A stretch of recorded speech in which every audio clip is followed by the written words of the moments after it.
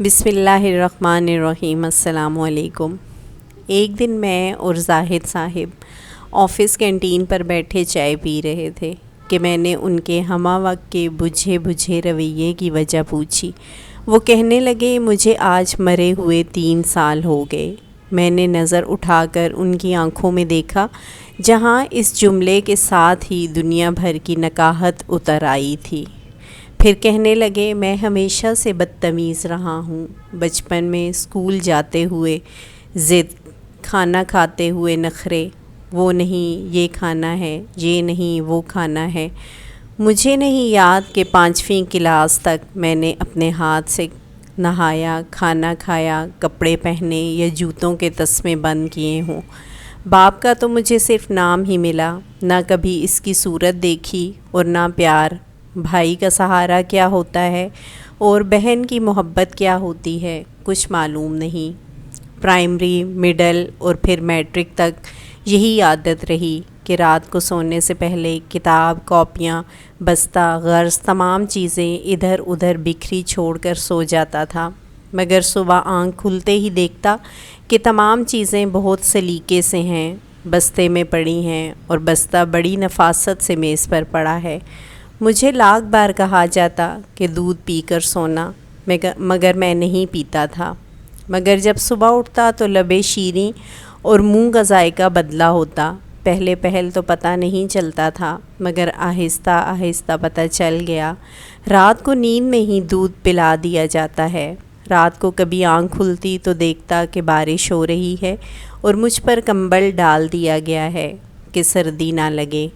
مجھے ہمیشہ گھر میں 2 چیزوں سے ہی چڑ رہی، ایک 11 سے 13 گھنٹے تک ہاتھ سے چلائی جانے والی سلائی مشین سے، اور دوسری روٹی کے کناروں سے کہ ان پر اکثر گھی لگنے سے رہ جاتا تھا۔ اگر روٹی کے سوکھے ٹکڑے جو میں اتار دیتا تھا نہ تو کبھی گھر سے باہر فروخت ہوتے ہوئے دیکھے اور نہ ہی کوڑا دان میں کبھی نظر آئے، اور جب بھی مجھے پیسے چاہیے ہوتے تو میں اسی سلائی مشین کا رخ کرتا تھا جس سے مجھے چڑ تھی۔ جب بھی مجھے کبھی معمول سے ہٹ کر زیادہ پیسوں کی ضرورت ہوتی تھی تو دیکھتا کہ گھر میں سلائی مشین کے چلنے کا دورانیہ 16 گھنٹے تک جا پہنچا ہے۔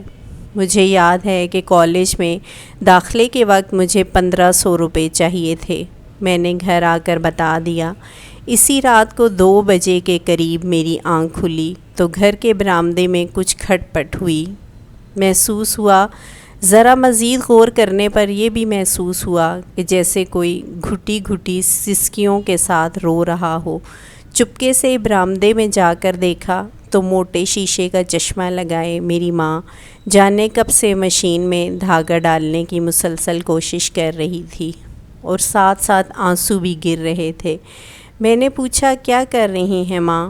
ماں نے چونک کر میری طرف دیکھا اور جلدی سے آنسو صاف کرتے ہوئے اور چہرے پر مسکراہٹ سجاتے ہوئے بالکل صاف آواز میں کہنے لگی، وہ سامنے والے سریا کے بھائی کی شادی ہے تو اس نے کہا کہ صبح تک 2 سوٹ سلائی کر دو، اس لیے بیٹھی ہوں، لیکن دھاگا سوئی میں نہیں ڈل رہا۔ اس دن مجھے ماں کی حالت اور آنسو دیکھ کر احساس ہوا کہ مجھے کوئی چھوٹا موٹا کام کرنا چاہیے۔ میں مناسب کام بھی ڈھونڈتا رہا اور پڑھتا بھی رہا۔ ادھر FA مکمل ہوا اور ادھر کام مل گیا۔ میں نے گھر جا کر ماں کو بتایا تو وہ خوشی سے نہال ہو گئی۔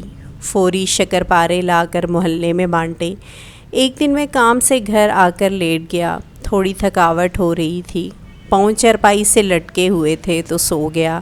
جب اٹھا تو دیکھا کہ خلاف معمول آج نہ جوتے میرے پاؤں سے اترے تھے اور نہ ہی کھانا بنا تھا۔ ماں کو آواز دی، ماں ماں اٹھو بھوک لگی ہے۔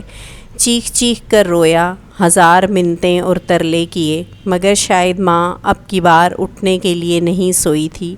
ماں کے بعد وہ گھر چھوڑ دیا، قبرستان لگتا تھا۔ ادھر دیارے غیر میں آ کر اتنا سارا کام خود کرتا ہوں تو سوچتا ہوں کہ میں نے کبھی جس کی خدمت نہ کی اور نہ کبھی آسائش و سکون دیا، وہ میری ماں تھی، نوکرانی نہیں تھی۔ یہ کہتے ہوئے زاہد کے 2 موٹے موٹے آنسو رخساروں پر بہہ گئے۔